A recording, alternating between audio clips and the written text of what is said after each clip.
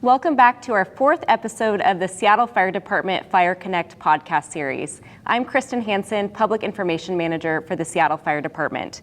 Today's podcast is going to focus on promotional opportunities within the Seattle Fire Department, our technical teams, and also the culture of the Seattle Fire Department. I'd like to remind you that our application period for entry-level firefighter EMT positions is currently open, and you can put in your application online at seattlefirejobs.com. I'm pleased to be joined today by Deputy Chief John Goins, firefighter Katie Campbell, and firefighter Jordan Legan. Thank you so much for being here. Thanks for having us. Thanks for having us. All right, we're going to just dive right into our podcast questions. So to start off, can you introduce yourself, including how long you've been with the department, your work history, and then also your current role at the fire department? We'll start with you. Okay. I'm Deputy Chief John Goins. I work here at the training division at the Joint Training Facility in South Seattle. I'm in charge of the training division and all the programs that are managed and run out of this facility and throughout the city. I started my fire and EMS career in 1998. I was an ambulance operator, EMT for TriMet Ambulance. I started volunteer firefighting soon after that with a small fire district outside the city, who I eventually got hired by. And then a year later, I came to work for the Seattle Fire Department in 2004, and I've been here for 20 years now. I've worked all over the city. I started in Queen Anne, went to North Seattle, Green Lake, spent the bulk of my career working downtown at Station 2 and promoted to lieutenant. Went to Interbay at Station 20. I went back downtown as a captain to Station 2 again. I came here to training division as a captain and ran recruit training for a couple of years. Went back out when I promoted to battalion chief, and now I'm back here as a deputy chief, and I have loved every minute of it. Thank you. And firefighter Campbell, what about you? Yeah, I cannot compare to the 20 years and all the other accolades that Chief has, but I've been in the Seattle Fire Department for 7 years.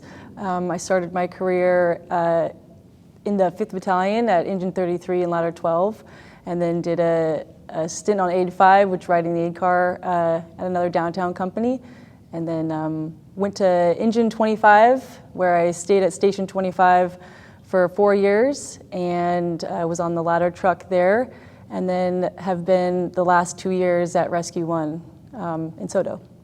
Right. And firefighter Legan, what about you? I've been here since 2016, and I've been assigned to Engine 6 and Engine 25. I'm currently at Engine 25 right now on C shift, assigned to our energy response team.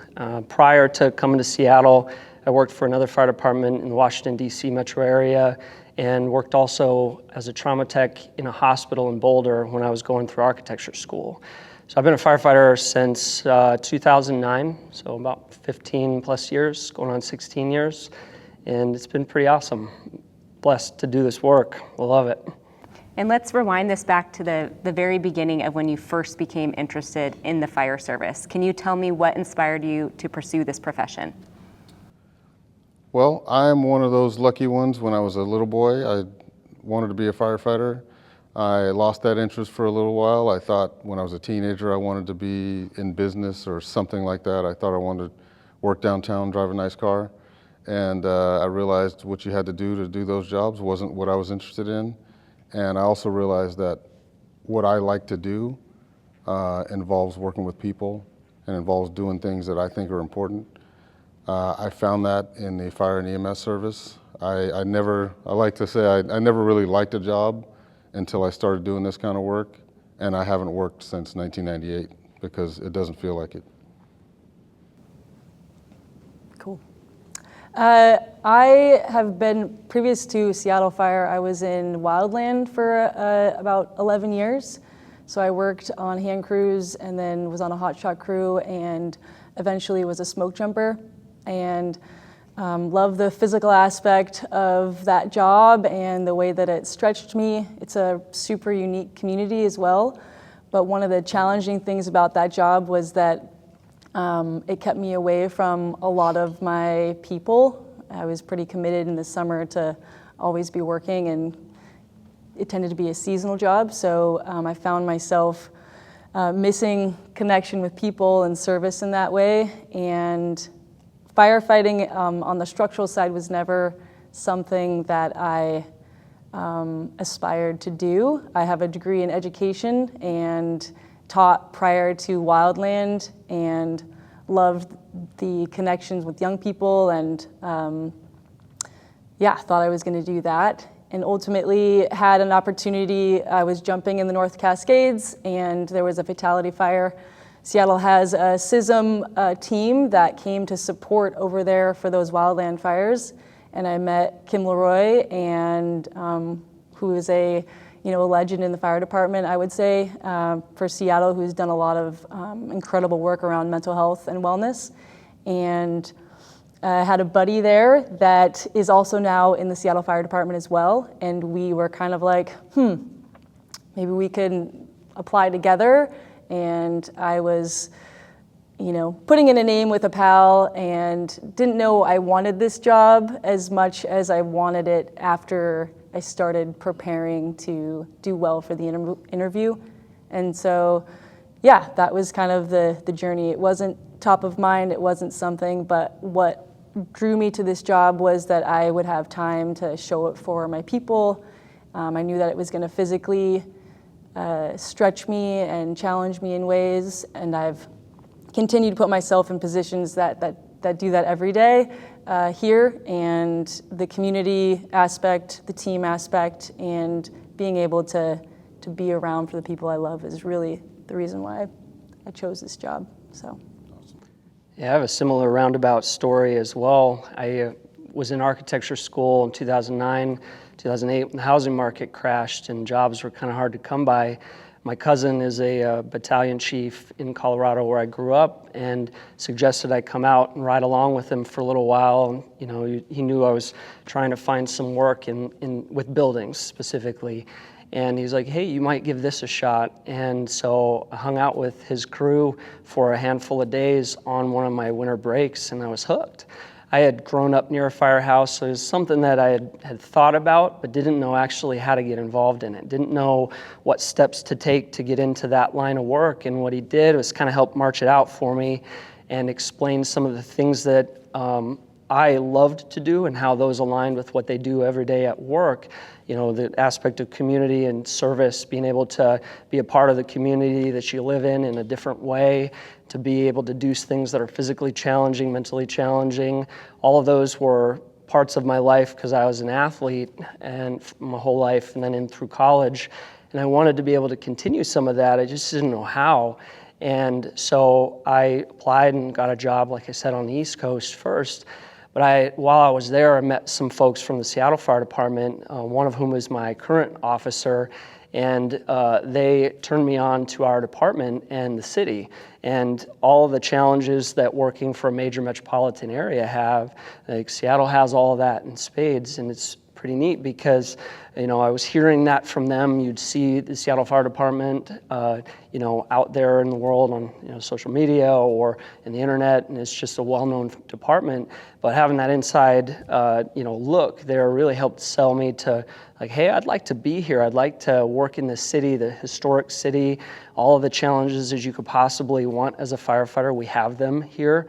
And so it took me a little while to kind of figure out where I wanted to end up, but this was it. I feel so blessed because we have those things here, and was able to kind of be able to take my training as an architect and my love for this job and my experience as a firefighter for a number of years and be able to put that to work here has been super fulfilling. It's pretty cool. And one thing that all of you mentioned when you were telling these stories is the desire to help others. And that really is the heart, I find, of why a lot of people join the Seattle Fire Department, because you have that desire and you want to help others and serve others in that capacity. Something else you mentioned too is having mentorship opportunities. It sounds like both of you had the opportunity to meet members of Seattle Fire before joining. And for those looking to apply to the Seattle Fire Department, we do offer a variety of workshops, the King County Diversity and Recruitment Workshop, Fire Connect webinar series that you can tune into to meet members of Seattle Fire Department. So thank you for sharing that information. So we're going to jump in now to talk a little bit about technical teams. One thing that makes our department unique and stand out is that we have tech teams. And for those that are tuning in, these are fire stations and units within the department that focus on various specialties. So today we have invited two of our members from our technical teams in the city. We have Katie, who is with Rescue One, and then we have Jordan, who is with our energy response team represented. So let's start off with Rescue One. Firefighter Campbell, what kind of calls does Rescue One get dispatched to? The rescue has a wide swath of responses that we contribute to. Ultimately, we are a resource that works with other operation companies that are either first on scene and assess that their skills required or tools that may not be provided that on the operations company, they'll call the rescue. So ultimately, it is a huge team event, and we respond to citywide fires. So ultimately, the rescue is a firefighting company.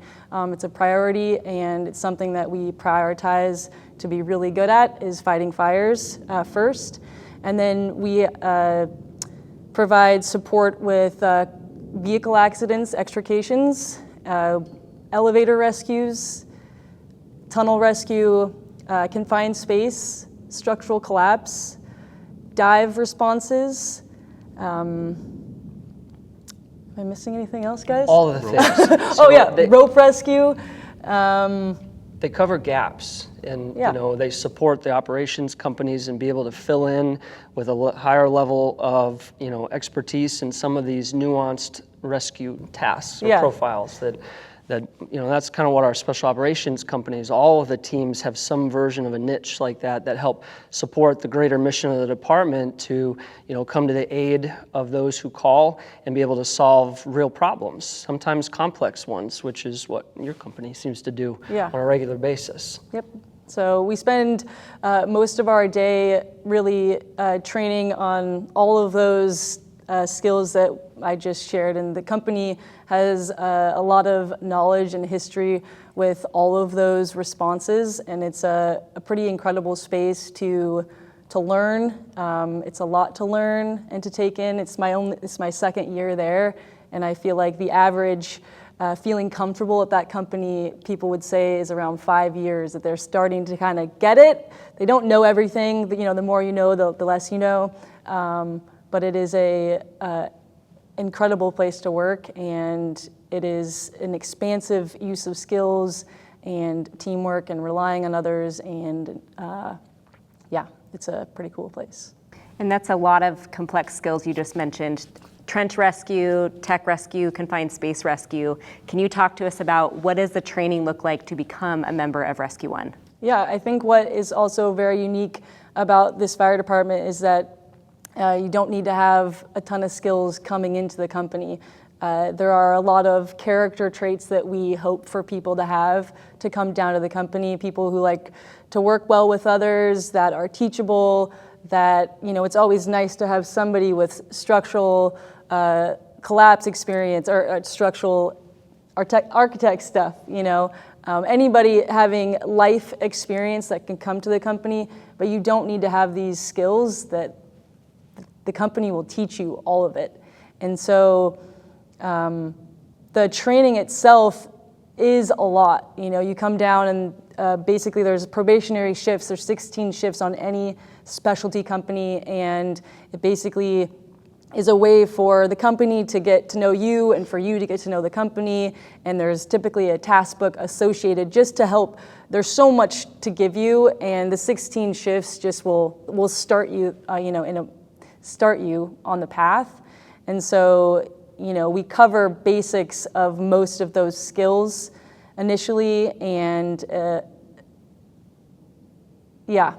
It's a good introduction. Those 16 shifts, kind of like for our Station 25s, when you show up, there's some academic portion of it, and then there's some psychomotor skill portion as well, and combine those and work through that on a regular basis through those 16 shifts to give you the tools to be a functioning member of that company initially. And then there's other schools that you get sent to, other training that you get sent to over the course of your time there to add to your skill set, to make you more functional, to accept greater responsibility. And that's similar in a lot of our, I would say probably all of our technical disciplines in the Special Operations Division, is that they all have some version of academic, some physical or psychomotor skill problem, thing that you need to learn how to do, and then continue education over time to maintain those new skills and learn new things as the challenges grow or change. Yeah, because the rescue has such they have a ton of skills to be good at. We rely on people in the company to become even more experts than I can be at 11 different disciplines. So we do a lot of in-house training, and we send these leaders of like the rope, the dive, out to learn from other companies and bring back tools and skills to teach us. So we're constantly reviewing, and you're not just coming to a specialty company to fill a role. Most of the time there's so much in these companies that we're asking you to also take on something additionally as well. So it's constantly pushing your skill and capacity to learn all the things that this specific skill needs, and for you to build leadership roles and mentorship roles throughout the rest of the department. We're supposed to be experts at all of the disciplines that we are assigned to, and it's a massive responsibility, and that's, I can't be good at everything, and that's why 26 people at the rescue rely and support each other to get better. So one of the cool things is it's empowering too, is that because no one person can hold all that knowledge, you get folks that come into the company, just like at 25s, you get folks that have a certain interest in an aspect of our job or our profile, and then they take an interest in that, and so the company officers identify that, the team identifies that and said, hey, we need your help. And can you run with this? Can you build this? Can you take on this task in addition to your regular work? And what that ends up doing, though, it's pretty cool, because it gives people some way to contribute, and even sometimes small ways, sometimes big ways, and to work towards that the mission we all have to do our job well and serve the public. But it is a pretty neat feedback loop that we have going for us. And that is the same in a lot of our specialty disciplines. And the thing that is also neat is that we end up touching with what the chief does in his shop with the training division, is that we're constantly going back and forth between the different teams because there's overlap. And it allows us to learn what, discipline-specific things that they know that we don't, that we probably should. And it ends up being really fun, this really fun collaborative effort. I think I'd add that it's interesting, the fire department is 911 for the city, and our engines, our trucks, our aid cars and medics, we all strive to do excellent work, and we meet that bar almost all the time. The interesting thing about the technical teams is that they solve problems that can't be solved at those other levels. And more importantly, there's no one else. If we call our truck companies, for example, they do great work. And there are things that they don't have the ability to do that the rescue does. But if the rescue can't, there's no one that we can call to fix it after that.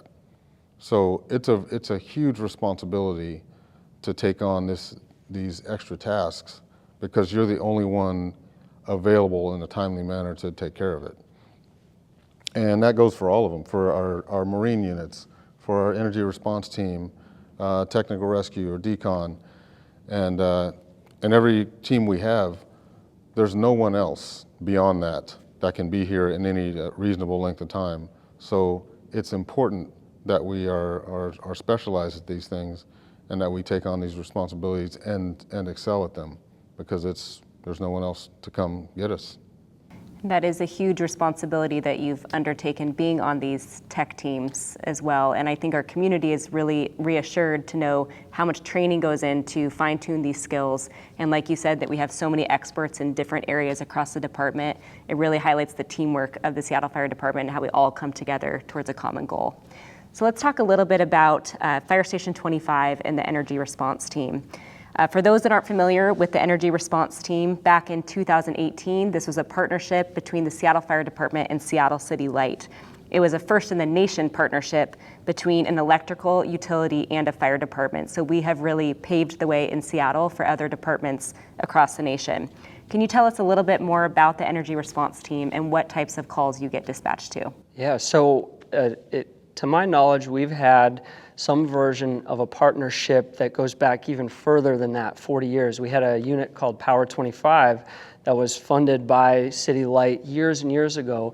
And over time, we had an opportunity, we didn't use that tool to its design capacity, and they reevaluated, changing environment, the electrical grid, the modernization of all of those things, and some of the hazards that come with that, and said, hey, we need to create this partnership or reaffirm that partnership and work together on a much closer basis. And so in 2014, they started that process, and we were made official in 2018. But our task is to deal with fires in the city's network grid. So that's what we're specifically tasked to do. Is the city has a couple of areas that have network grids, and what that means is that energy is looped through and it is taken from the distribution lines and brought into buildings, sometimes into these underground vaults, and primarily and inside buildings and in the street grid system. And they catch fire. They can catch fire because they can fill up with water, and salt water is not great with electricity, and it can short and cause some issues. And so the partnership between City Light and the fire department is really designed to tackle that challenging problem as fast as possible to prevent loss of electric service, energy service throughout the city, which can be very costly, and to do so to limit the exposure to anybody outside and to put that fire out as fast as possible. And so our area of operation is really the energy system within the city, and we work really closely with the power company, City Light, who's the 10th largest power provider, electricity provider in the country. It's a very big operation that they have. So we receive training from their experts in energy theory and electrical distribution and use and their whole electrical infrastructure, with the specific goal of providing firefighting capability in that network grid and also into their radio feed throughout the city under certain circumstances. And so to my knowledge, that's one of, if not the only, electric service provider that has full-time coverage of technicians on duty every day, 24 hours a day in the city. We're the only one that have that. So similar to the question that I asked firefighter Campbell, what does the training look like for someone that wants to join Station 25 and join the Energy Response Team? So there's an application process, just like any of the specialty teams have. There'll be an interview process that's associated with that, and some form of a bibliography that you need to review. And then you're brought in for those 16 shifts, which is standard in our department. We have two phases of training, essentially, which is energy theory. Phase one is energy theory, electrical theory, and how that energy is distributed throughout our city.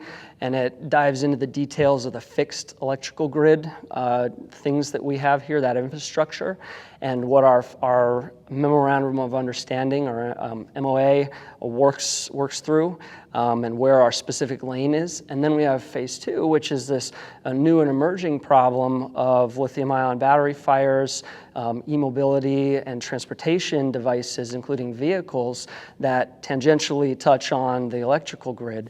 And so what it ends up being is it's a fascinating problem because nobody has it all figured out yet. So we're developing curriculum that's at the forefront of some of the firefighting problems that we would have today in modern times. and we're working with providers, energy providers around the country, fire departments around the country to modify that curriculum and so we have best practices and close coordination with City Light. It's really a pretty neat thing to be a part of. We're at one of the busiest stations in the city, so in addition to our regular duties as a firefighting and EMS company, in the heart of the city, we are tasked with doing that work as well, and providing some essentially some expertise and basically a pipeline for operations companies who would respond to some of those emergencies early on, provide a little bit of guidance to how you would respond, things to do, things to consider. So it sounds like working on a tech team is incredibly busy. So what does a typical day working at a tech team look like? Yeah, sure. Typically, our day starts with a morning relief of the company, the on-due company, and we take a special initiative to make sure all of our equipment is off the rig prior to passing down information, because there's so much equipment associated with us. We have our harnesses, we have our dive gear, so there's a lot of stuff that our firefighting gear that's associated. So we will spend probably 30 to 45 minutes getting gear on the rig, often on the rig, and making sure, doing our walk-arounds with the rig. And typically, we'll then have a briefing, and we'll sit down, figure out what our day is hopefully going to look like, and go around the horn. And does anybody have anything to add for the day, or what's your weekend been like? Kind of a time for us to connect for a bit, and then, off to the races. Basically, we have hopefully assigned drills for the day, and we'll be, identifying some things maybe we haven't been touched on in a while, or going to review last shift's fire and seeing lessons learned, things that's happened.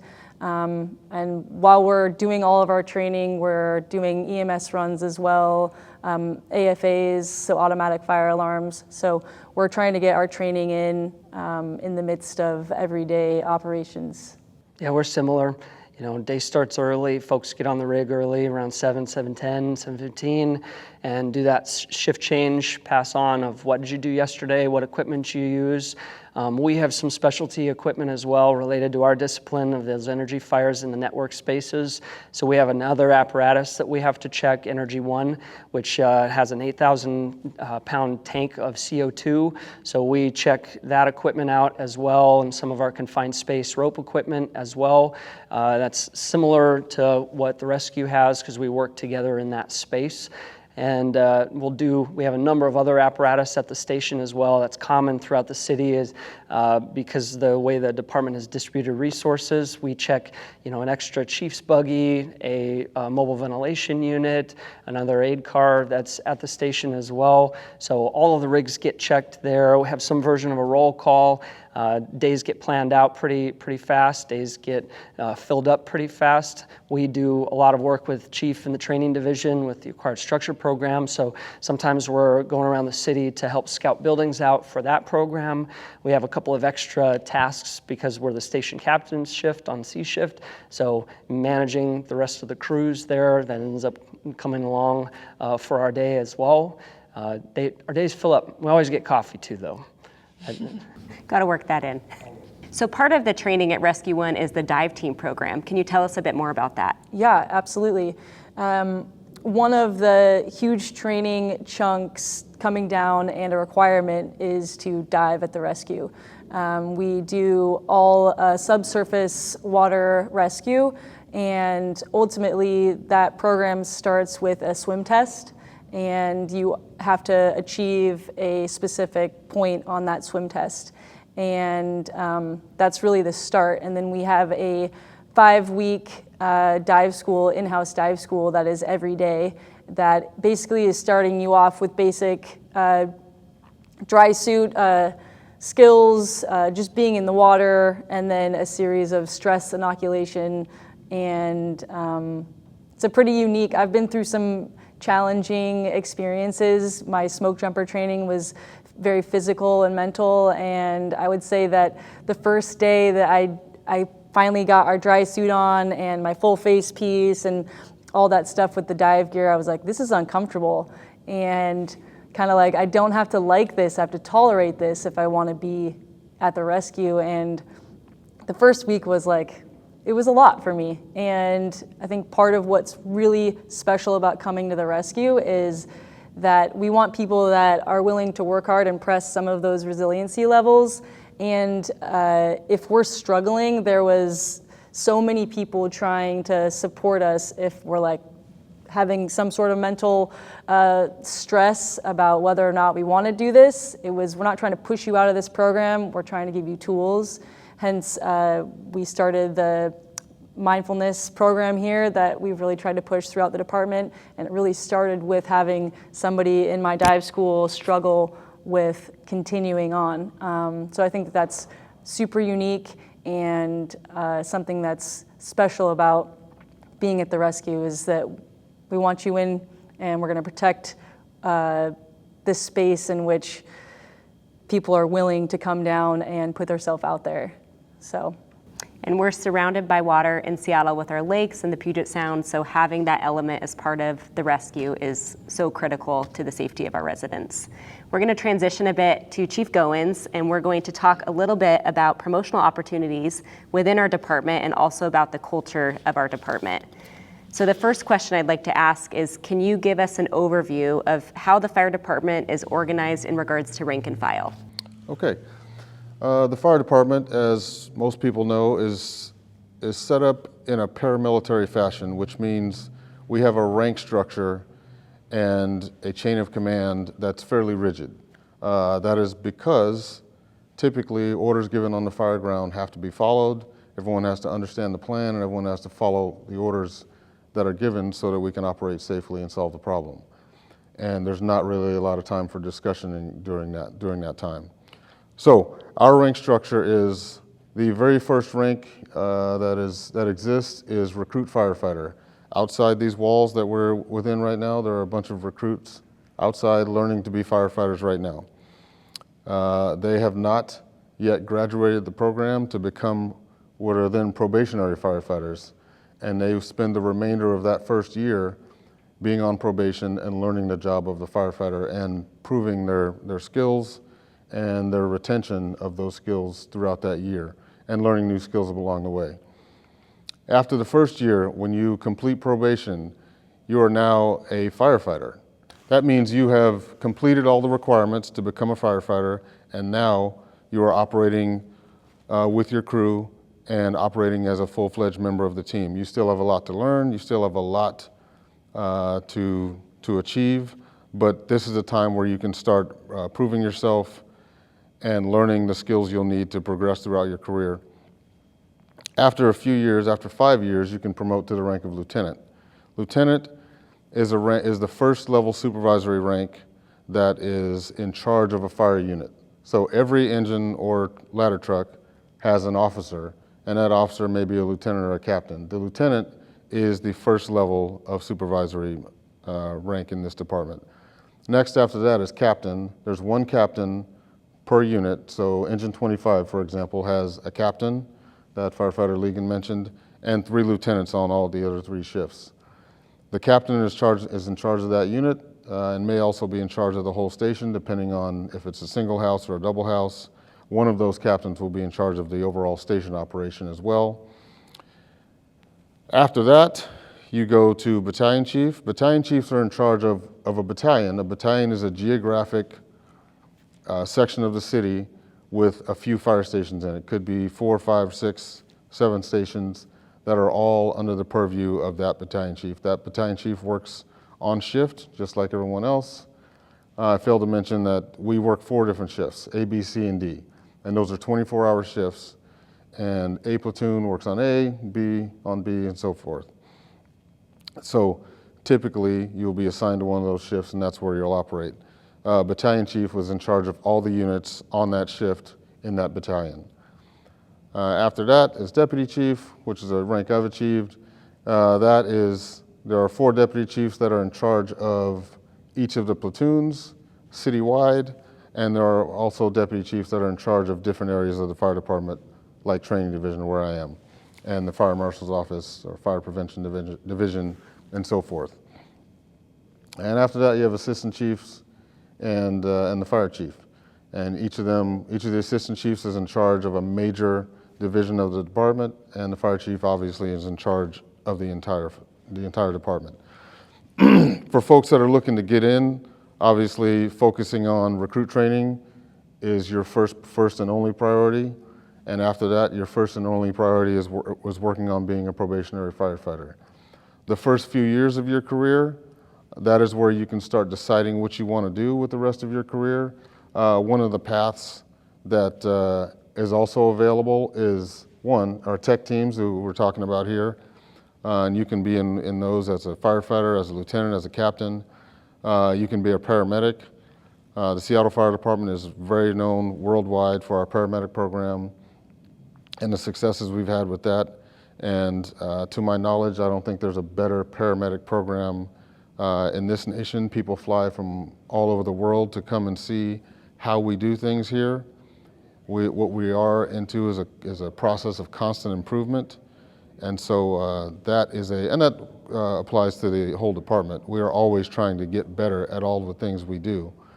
But being a paramedic in this department is a great path to take, and a lot of folks go in that direction. And it's not a promotion per se, it's the same rank. You're still a firefighter, but you add the paramedic title and training to your name, and you provide great service that way. And you've held many of the positions that you just mentioned as you've promoted through the ranks in our department. Can you tell us about your path at SFD and how you've promoted to get to your spot now of Deputy Chief of Training? Yes. Like I said, I started at a small department right outside our city. I had a great time there, great folks, but I grew up here in Seattle, and I wanted to work for my hometown department. I wanted to work for the place I wanted to live and make my life, so I came here. At first, like I said, I was a recruit firefighter, and I solely focused on that and getting through the program. The program's difficult, and it takes all your effort and time to get through it successfully. I promoted to probationary firefighter, and I focused on that. And then when I completed probation, I strived to find the place where I was going to make my career as a firefighter. So my first promotion was getting to the place I wanted to be, which for me was downtown. I loved being down there. There are great places to work all over the city, but for me, that really floated my boat, so that's where I wanted to be. And that is where I got a lot of experience. And to me, that was important. And I think it's important for anyone who wants to promote is to get experience. You have to go on runs in order to be better at going on runs. There's no substitute for that. And so I went to a very busy company, and I just worked a lot. And there was a point where as soon as I could, I took the lieutenant's test, and I didn't score that well, and I got an opportunity to stay on Engine 2 for a while. And then I took the test again, and eventually I was promoted to lieutenant. And I went to Engine 20, which is in the Inner Bay area between downtown and Ballard. And I learned how to supervise people. I learned how to make decisions and be the leader of a crew and be responsible for other people. If I could back up a little bit, Katie talked about riding the 8-car, and Jordan works at a station with an 8-car. The 8-car is an opportunity for just 2 firefighters with no officer to go out and provide service, typically on medical calls. And I know we're talking about promotion, but one of the things that helps you do that, in my opinion, is having that time on the 8-car where you have to make decisions on your own. You and your partner, go out and do these things, and there is no one to ask the question. You have to make the decision on your own. And to me, that prepares you to take on other responsibilities, to do other things. So it's a great thing that we have these programs like the 8-5 program, where most of the people on 8-5 are people who are detailed there for a certain period of time, so they can ride the 8-car on a regular basis and, for one, provide that service, but also gain that skill, gain that confidence, and gain that experience so that decision-making starts to come naturally for you. And I find that people who have been on 8-cars a lot, they tend to be better at making decisions. They're quicker at it, they've done it before, So even though they don't have rank, they haven't been promoted, they are good at assessing a situation, finding a solution, and then starting to fix that problem. I think these two would I'd agree with that. We both worked at Station 25, and it's a great spot to learn. All of the stations that have aid cars with them, it's really a fascinating place because you get the mentorship from the other firefighters, the other officers on the other rigs at the station, and you have the opportunity to run 20, 30 calls a day out in the community serving the public. And that volume it is a very fast way to gain experience and to gain some confidence in your EMS skills and your firefighting skills, because those aid cars do go on everything. They get sent on all the runs that need that particular unit to respond. So it's a great place to cut your teeth, if you will, to gain some experience, have fun with your partner, and to learn the city. It's really a great opportunity to learn the district that you work in and the neighborhood that you serve. It's super fun. Yeah. Let's see, we were at, I was at Engine 20 in Interbay, and that was where I learned, again, the basics of being an officer, being a company officer. I had the opportunity to come here to the training division on a detail and teach a recruit class, which, again, I would not trade that experience. Training other people, for one, requires you to be expert at your job. It also requires you to have accountability for teaching someone else that skill and managing them and leading them until they know how to do it proficiently. And the benefit for you is, one, you're making your own fire department better. Two, it's a pretty beautiful thing to watch someone you trained employ those skills and save someone's life with them. That is one of the most rewarding things I've done, is be able to do that. I promoted to captain about 4 years after that. I initially went back to Belltown to Engine 2 and had a great time. I was back, at home, so to speak, and it was everything I wanted it to be. I enjoyed my time there greatly. After my year of probation, I went to another engine company for a little while, and then I came here back to the training division and was the captain of recruit training, or the recruit coordinator. And what I did in that job was, it's one level up from when I was a recruit instructor, and I was now managing the training of all our new recruits. And again, a very, very rewarding position to be in. These are people who, the way I look at it, everybody who walks through that gate outside, they want to be us. They want to come and have what we have and do what we do. And my whole job was to make that happen for them. And that's how I looked at it. It doesn't work out for everybody. That's just a component of it, is everyone doesn't get to complete the program for various reasons, but the majority of them do, and the majority of them go on to do great things in our department and for this city. And that was some of the best 2.5 years of my career, is being able to do that.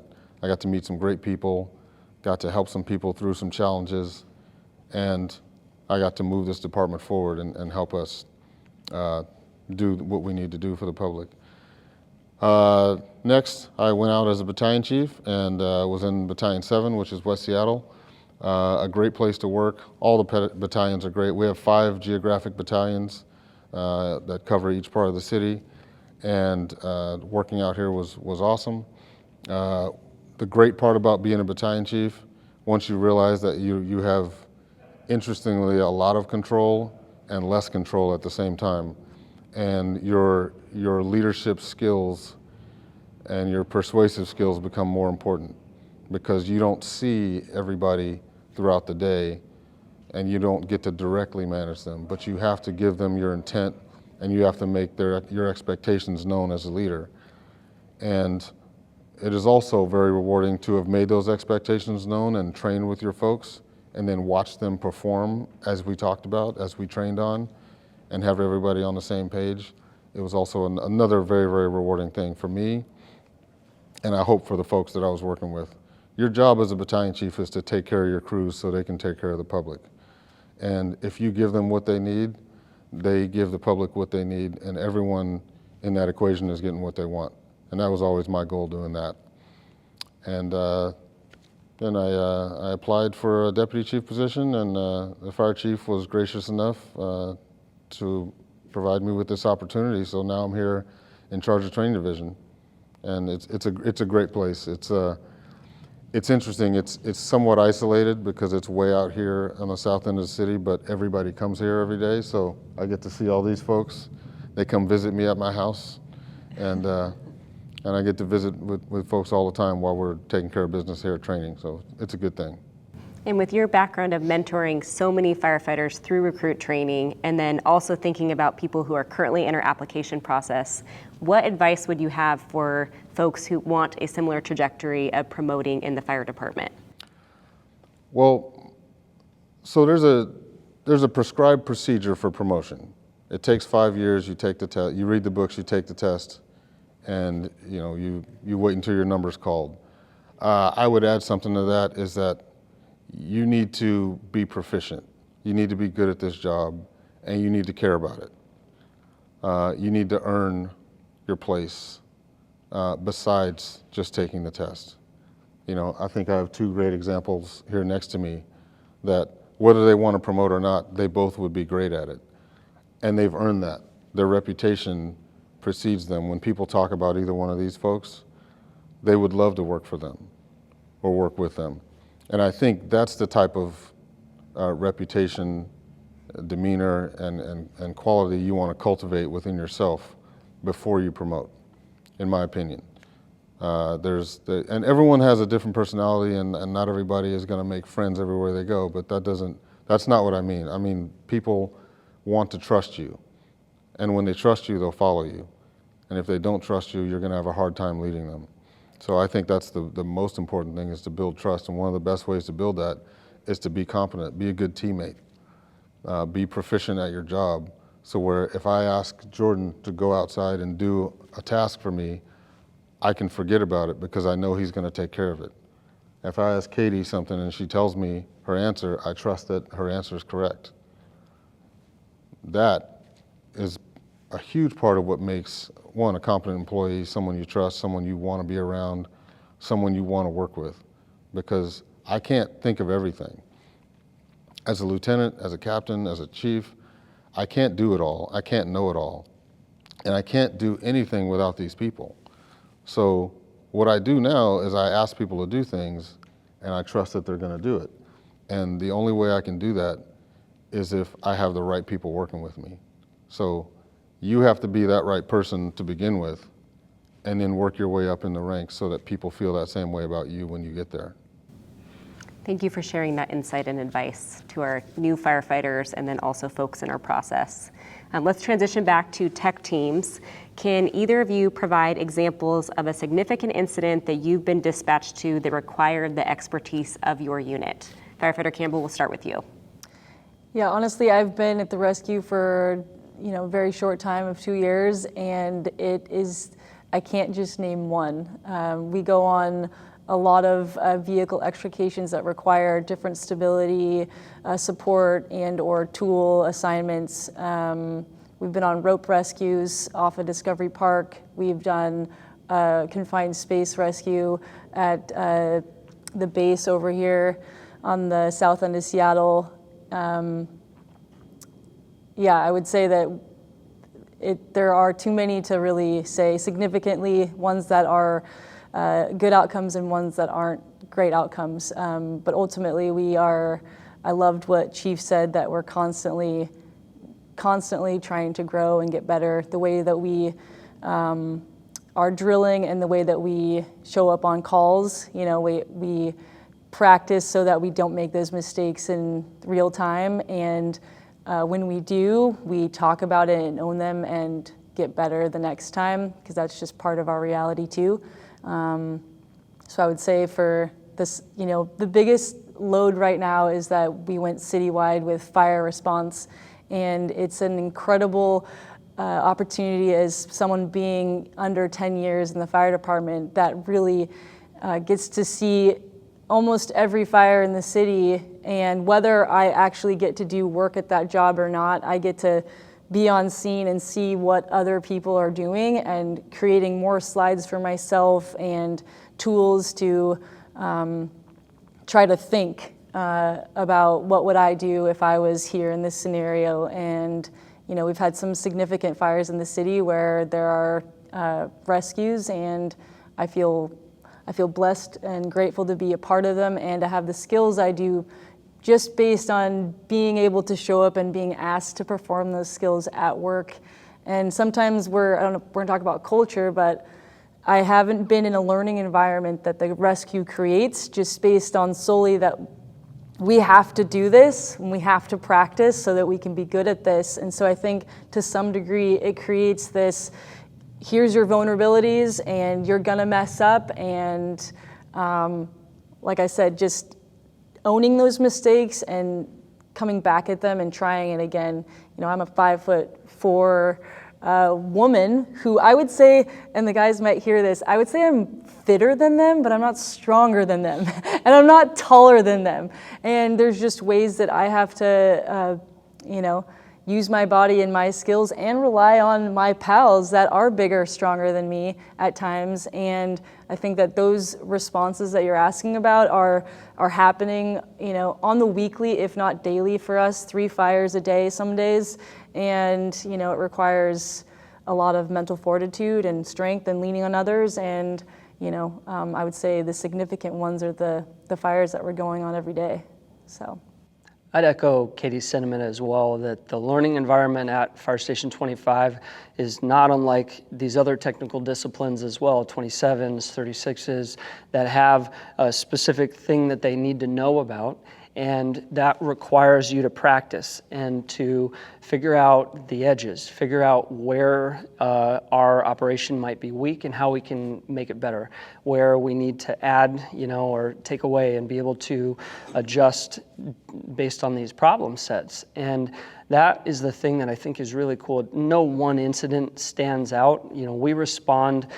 Specifically, the energy team responds to energy-related emergencies, and that can be a fire in the network grid, which can be a very big deal economically for the city. So it requires us to be swift and to go on some version of an offensive attack using our CO2 rig, Energy One, to be able to put that fire out using that particular fire extinguishing agent.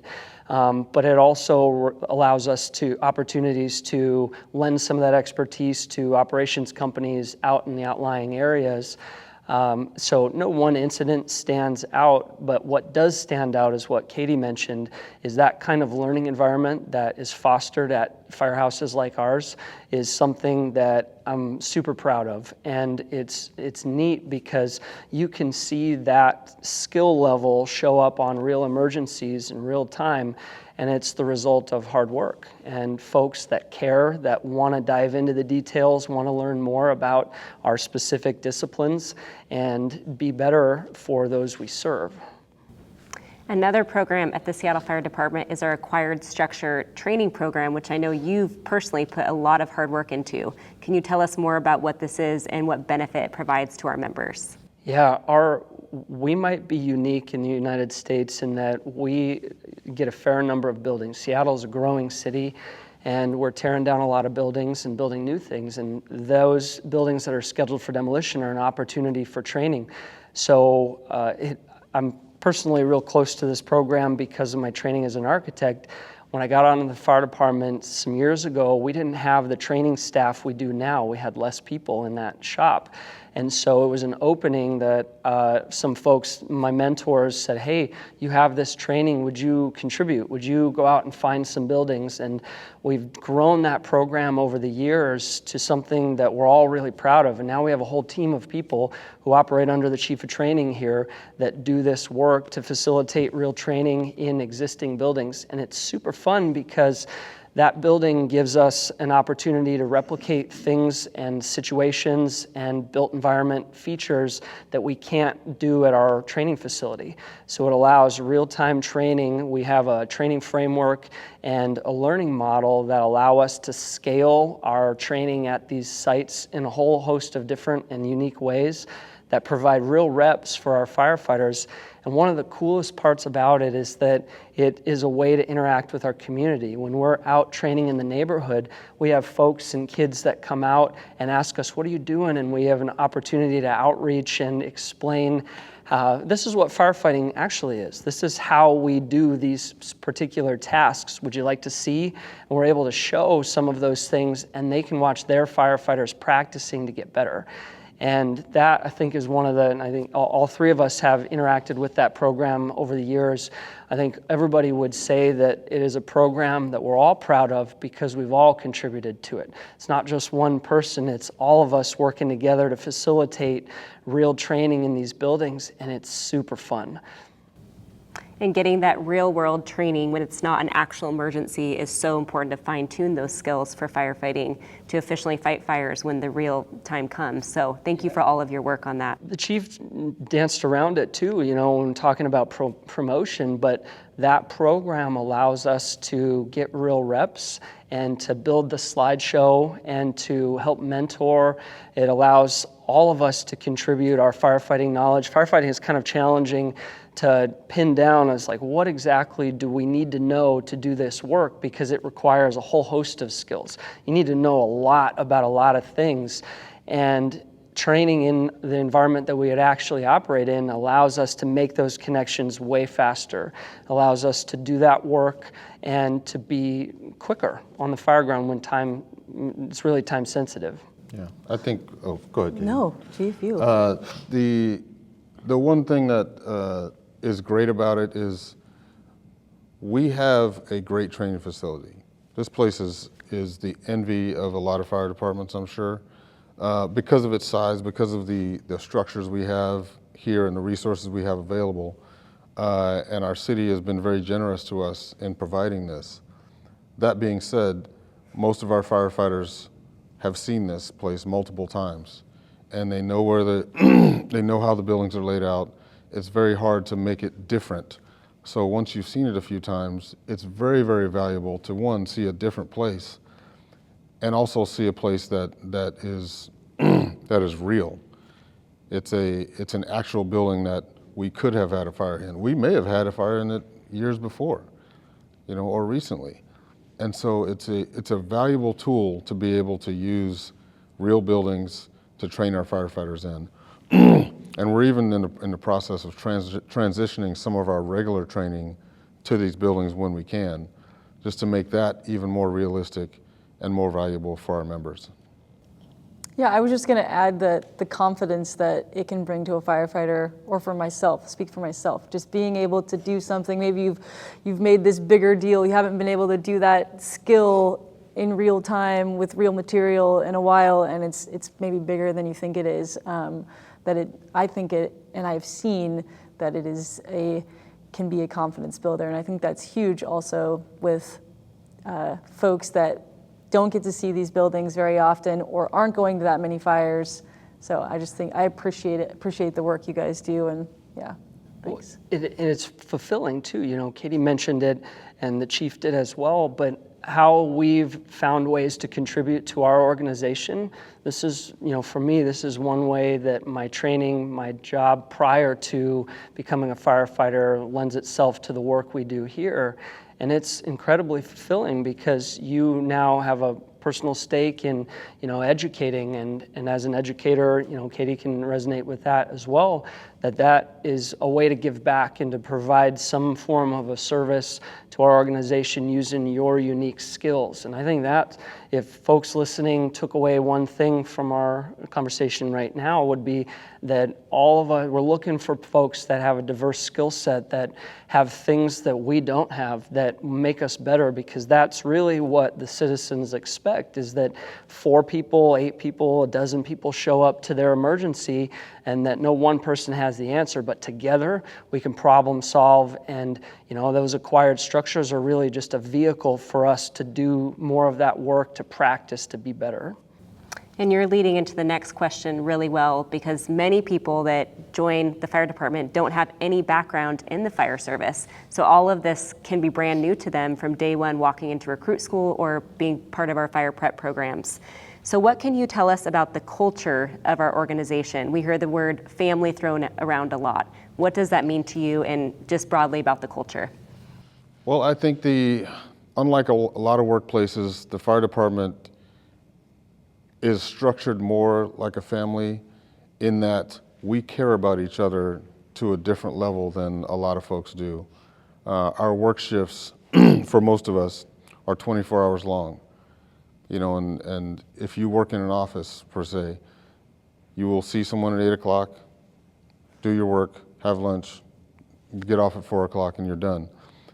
Here, that's not how it works. I have breakfast, lunch, and dinner with these people. I spend all day working with them. If the three of us and another person are on a fire engine, we cannot leave each other's side all day long. Like, we have to go if he wants to go to the store, we're all going to the store. If she wants coffee, we're all getting coffee. That's how that works. And you're linked to each other all day long. Obviously, there's private areas of the fire station you can go and relax in, but the work environment lends itself to a familial atmosphere. And we like that way. I put my life on the line for these folks, one, because I said I would do it, and it's a commitment I made to my employer, to the city, but it's also a commitment I made to these two. And they weren't there when I did it, but when they came through and made that same commitment, we became bonded. We're together now. I do whatever I can to take care of them, and they're gonna do the same for me. And that doesn't exist everywhere. We're very fortunate to have that. So it is very much like a family. It's also very much like a family in that you're closer to some people than you are to others, and that's also okay. Sometimes you have your favorite brother, favorite cousin, whatever, and then there's my uncle over there that I don't want to hang out with. That's okay. He's still coming to dinner, but no, I think, in my opinion, I couldn't have chosen a better thing to do with my life than this. The majority of the reason is because of the people I get to do it with. And I do consider them all family. And two of our values are diversity and teamwork, which I know we've talked a lot about today, of bringing different perspectives to the table. Can you give us an example of how each of these values has played out in a real life incident that you've responded to, and how those different perspectives came into play? Well, I think Jordan touched on the diversity of skill set, diversity of what you know, what you bring to the table as an employee, as a firefighter, as a team member. Katie talked a little bit about how, she's different than a lot of people on her team. I'm different than some of the people I work with. The differences, in most cases, are something that enhances the effectiveness of our team. Our city is a diverse city. The people we serve come from all walks of life, all different parts of the world, of the country, and our job, as it says on all our marketing materials and everything, our job is to serve people. And nowhere does it say we serve these kinds of people or that kind of people. We serve all the people. And so if we're serving all the people, then we ought to be all the people. And to me, when I see a group of us that is working together, and I see a bunch of different types of people, I think, well, that's good. It's good for people to see that. It's good for people who want to work here to see that. It's good for the people that pay their taxes and want us to provide service to them, to see that, for one, we're representing them, for two, that we're a diverse and fair organization. And the other thing operationally is that the group of us each has a different way to solve the problem. There's some baseline things that we all know, and then there's the thing that Jordan knows that I didn't, or Katie can do that I can't. There's someone out there who would rather talk to Katie than to talk to me or Jordan, and that's okay. Sometimes that's the way it is. There's someone that wants to talk to me instead of them, because whatever crisis they're going through, it makes them more comfortable to do it that way. And to the extent that we're able to provide that, we try to. It's not always possible, but I think it does make people more comfortable to see that this is an organization that accepts people from all walks of life. Therefore, even if one of them is not me, clearly this is the kind of place where all people are welcome. I think that's very helpful for us operating in emergencies. And looking a bit further into the values of the department and what we expect folks who join the department to uphold, tell us a little bit about what courage and integrity means to you. Courage means a bunch of different things. One, we do dangerous things. Now, we've all asked to do this. We all competed against thousands of other people to be able to do this. But courage is one of our core values because it's needed. You have to have courage to go into a burning building, put the fire out, and rescue someone. A lot of people don't have that courage. We collect and train people who do have that courage. That's important. But courage is also having the courage to do the right thing, having the courage to stand up for yourself, having the courage to to say something uncomfortable to a friend of yours who might be going down the wrong path, which leads into integrity. Integrity is also a core value of ours because it's that important. It's something that we all have to have. The public has to know that this organization has integrity, that the people that work here also have integrity. Also that we will take action when one of our folks doesn't display that integrity. And that inspires confidence in the public. That means they trust us to solve their problems. That means they trust us within their home, trust us with their information. You know, we have laws that prevent us from sharing information, but we also have integrity that says, I went to someone's house and I know something about them now that they would rather not share with the world, and I'm not going to share it either. Those are important things. Courage, integrity, that diversity, the teamwork you asked about, that's us. That's us working together. One of my favorite stories is a day I was a captain still, and I worked on Engine 17, and no one on the rig that day was the regular person for that shift. So it was me, a person from this station, person from that station, and maybe one person from 17 who was driving. We got tasked with going to Resuscitation Academy, which is, like I mentioned earlier, people come from all over the country, all over the world to see how we do medical care, particularly CPR and resuscitation.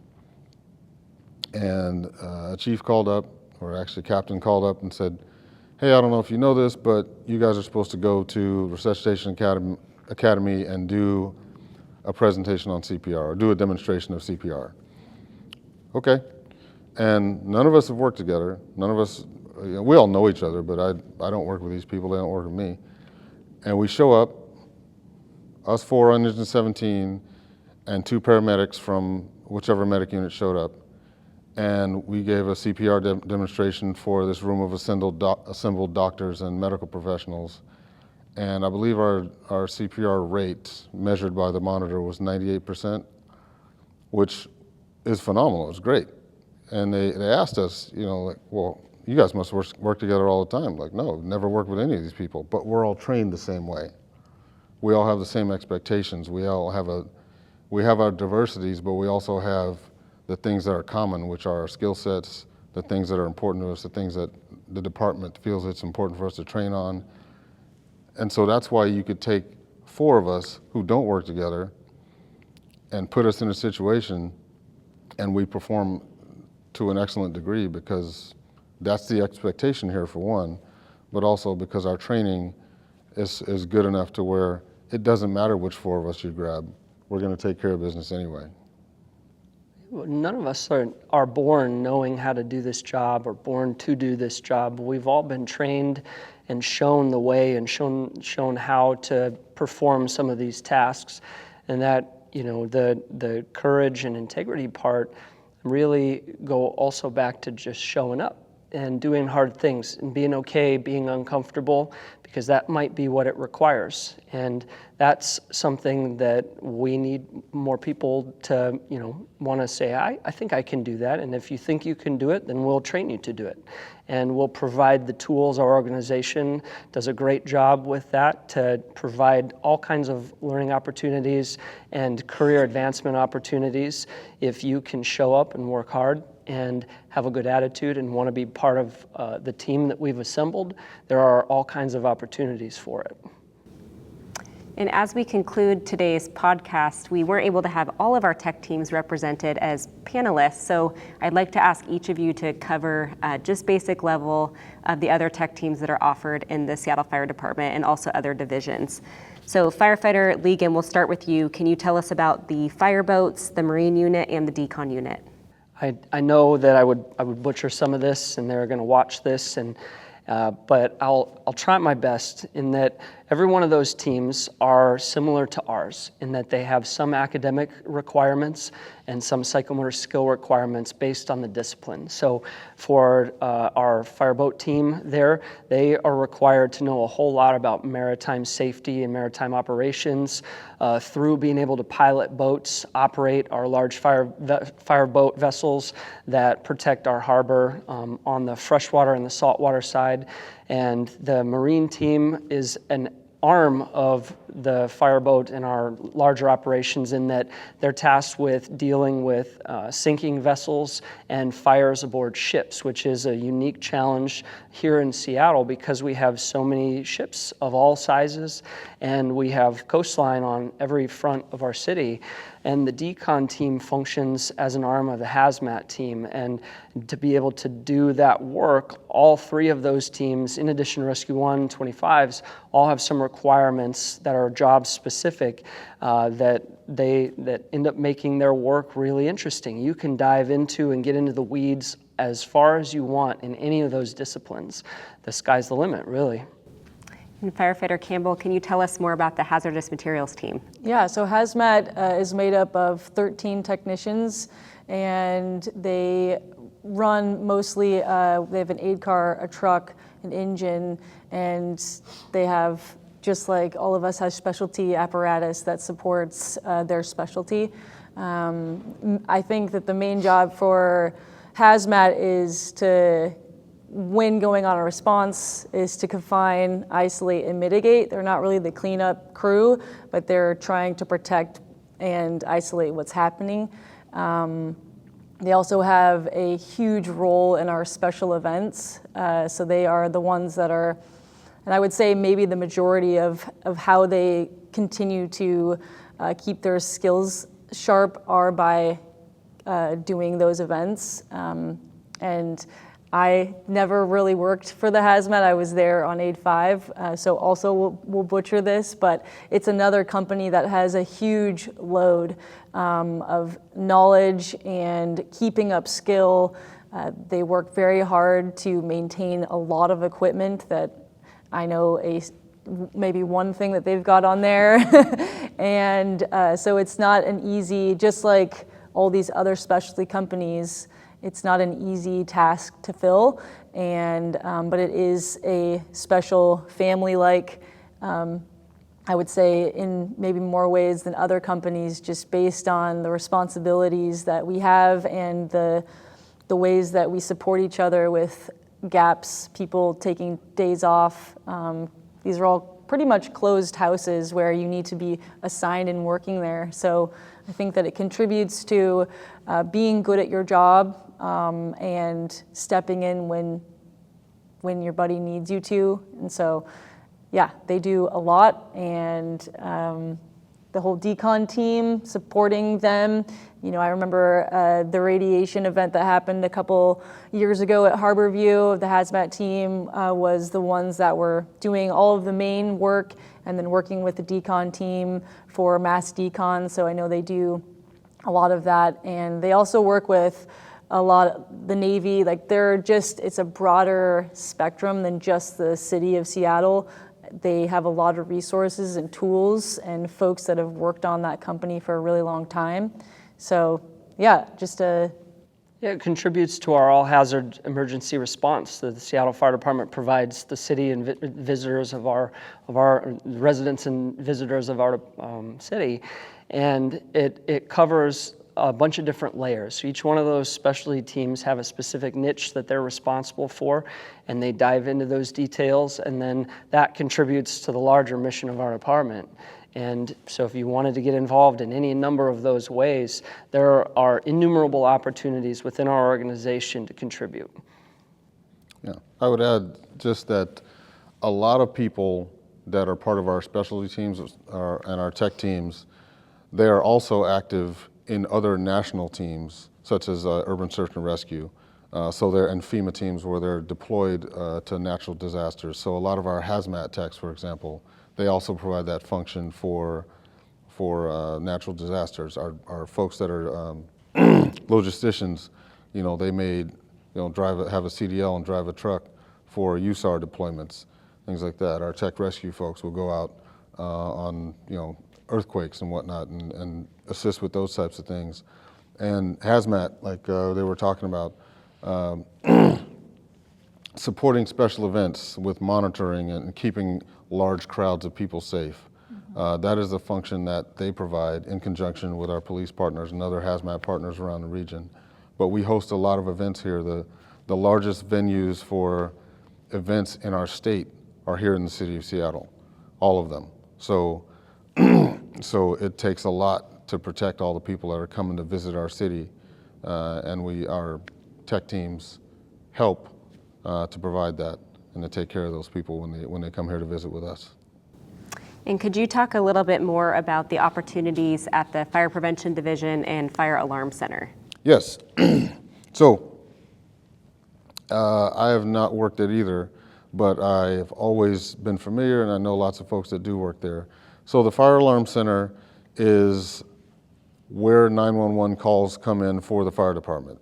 And unlike many fire departments, we have dispatchers that are firefighters. So any one of these folks could decide one day, I think I'd like to go learn to be a dispatcher, and they can take the training, and there's a process to go through just like to get to one of the other teams. And they are trained to be a dispatcher. It's really arduous. It's a difficult program, and there's a lot to learn beyond just answering the phone and operating the computers. There are medical dispatch protocols and systems and to operate. There are medical dispatch protocols, there are systems to operate, and a lot of technology that you need to learn to work at the Fire Alarm Center. In addition to, you are the first person that's interacting with folks that need help most of the time. So the stress level can be really intense. We have, ironically, the luxury of being disconnected from the very first moments of this incident, but they're the one who has to talk on the phone with the mom whose baby's choking, or someone who's just witnessed some traumatic event and wants us to come out and help. So, it's, like other things though, it's a very rewarding thing to do. They work 24-hour shifts like the other firefighters do, and they provide a great service for us.